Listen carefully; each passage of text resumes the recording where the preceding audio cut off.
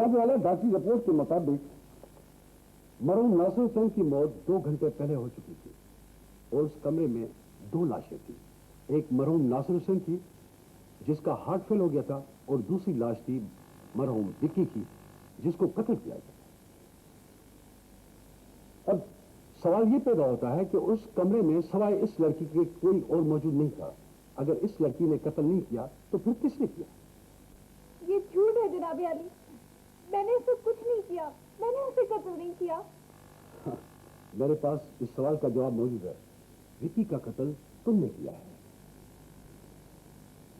जनाब वाला, मैं अदालत से इजाजत चाहूंगा कि एक अहम गवाह पेश कर सकूं। इजाजत है।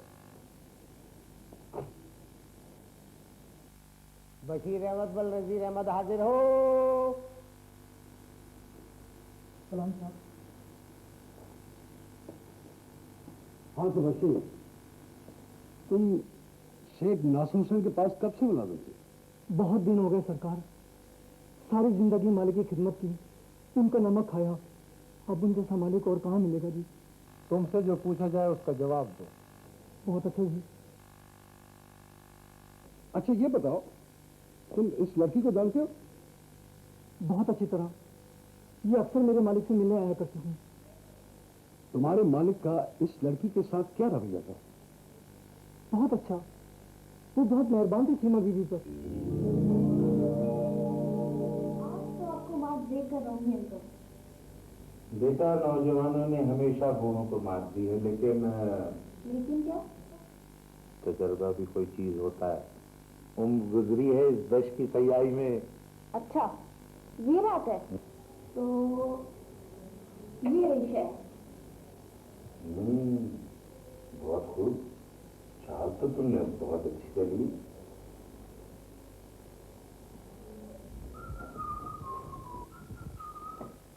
Hi dad. विकी, तुम रात को कहाँ थे? डैड, असल में डैड रात में एक दोस्त के यहाँ रुक गया था, वहाँ पार्टी थी तो मुझे रुकना पड़ा जबरदस्त। विकी, मुझे तुम्हारी ये आदतें बिल्कुल पसंद नहीं है। दिन और रात तुम घर से गायब रहते हो, पता नहीं कहाँ आवारागर्दी करते फिरते हो।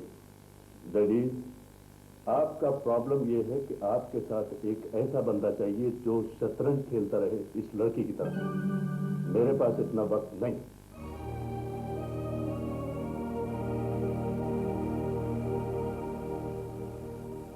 अंकल मेरा ख्याल है आपके विकी साहब को मेरा यहाँ आना पसंद नहीं है।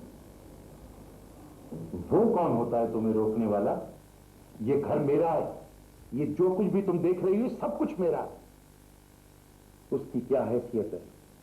मैंने उसे पाला है, उसकी परवरिश की है। इससे ज्यादा मेरा कोई ताल्लुक नहीं है उससे। फिर भी अंकल मैं एहतियात करूंगी। नहीं, तुम कोई ऐसी हमाकत की बात नहीं करोगी। बल्कि अब तो मैं कुछ सोचने पे मजबूर हो गया। मैंने सोचा था अपनी तमाम जायदाद, अपनी तमाम दौलत मैं विकी के नाम कर दूंगा, लेकिन उसकी इन आदतों को देखकर मैं अब बहुत कुछ सोचने पे मजबूर हो गया। साहब जी, एक चाय आ गई है। तुम यहाँ कब से खड़े हो? अभी आए हैं साहब। अच्छा, चाय रख दो, अब तुम जाओ यहाँ। बहुत बेहतर।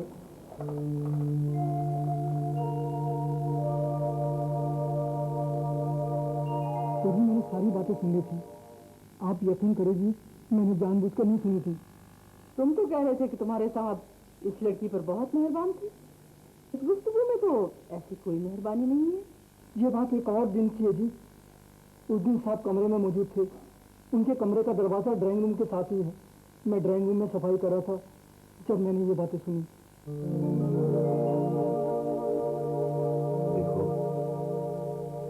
मेरी बात मान लो, आखिर तुम्हें क्या इतराज है? नहीं, ये नहीं हो सकता, ये नहीं हो सकता।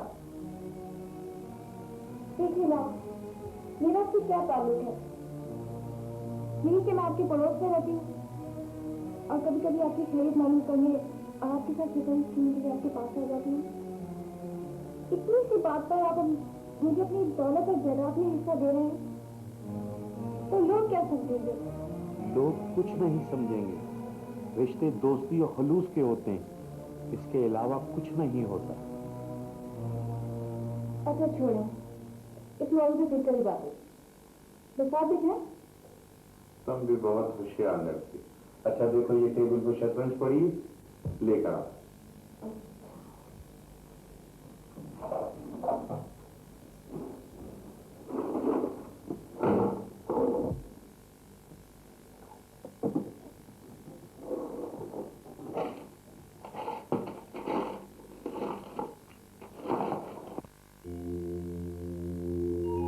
तो जी इस तरह मालूम हुआ कि साहब सीमा बीवी पर कितने मेहरबान थे। मैं अदालत आलिया की तवज्जो इस तरह मबजूल कराना ज़रूरी समझती हूँ कि हमारे फाजिल वकील के इस गवाह ने लाशऊरी तौर पर सीमा अली के हक में गवाही दे दी। जनाब वाला, मेरी साथी वकीला के जहन में ये बेशबहा नुक्ता किस तरह है? सामने की बात है जनाब वाला, जब नासिर हुसैन मरहूम अपनी मर्जी से सीमा अली को अपनी दौलत और जायदाद में से हिस्सा दे रहे थे तो सीमा अली को विकी का कत्ल करने की क्या जरूरत थी? कोई भी होशमंद शख्स खुद अपने पैरों पर इस तरह कभी कुल्हाड़ी नहीं मारेगा। जनाब वाला, हमारी साथी वकीला ये भूल जाती हैं कि जिस वक्त ये हादसा पेश आया उस वक्त विकी मरहूम नासिर हुसैन की तिजोरी खोल चुका था और उसमें पड़े हुए प्राइस बांड और नोट अपने जेबों में भर रहा था। सीमा अली को यह खदशा पैदा हो गया कि अगर ये सब कुछ ले गया तो फिर इसके पास कुछ नहीं बचेगा। लिहाजा उसने विकी को अपने रास्ते से हटाने के लिए उसको गोली मारकर कत्ल कर दिया। ये झूठ है जनाब अली, मैंने उससे कुछ नहीं किया, मैंने उसे कत्ल नहीं किया। जनाब वाला, अभी इसे बोलने की इजाजत नहीं है। ये कैसा इंसाफ है जनाब अली, जिस पर ये सब कुछ गुजर रही है, जिसको कातिल ठहराए जा रहे हैं, खुद उसे कुछ बोलने की इजाजत नहीं है, जबकि मोअज़्ज़ज़ वकील इस अंदाज से कातिल ठहराने की कोशिश करे जैसे मेरी इनसे कोई दुश्मनी हो। खुदा के लिए जनाब वाला, मुझे कुछ बोलने का मौका दिया जाए। अदालत आमतौर पर तमाम दलाइल सुनने के बाद और जानने के बाद मुल्जिम या मुल्जिमा से सफाई तलब किया करती है, लेकिन इस खुसूसी सूरत हाल के पेश नज़र सीमा अली को ये इजाज़त दी जाती है कि वो अदालत पर अपना मौक़िफ़ वाज़े करे। बहुत बहुत शुक्रिया जनाब अली। जो कुछ मुझ पर गुजरी है और जो कुछ मैंने देखा है, मैं उसे ठीक ठीक बताने की कोशिश करती हूँ। उस शाम मैं ठीक 7 बजे नासिर हुसैन के घर में दाखिल हुई। वक्त इसलिए याद है कि मैं 6:30 बजे अपनी दोस्त के घर से अपने यहाँ पहुँची थी। खैर, जब मैं नासिर हुसैन साहब के घर में दाखिल हुई उस वक्त सन्नाटा हो रहा था।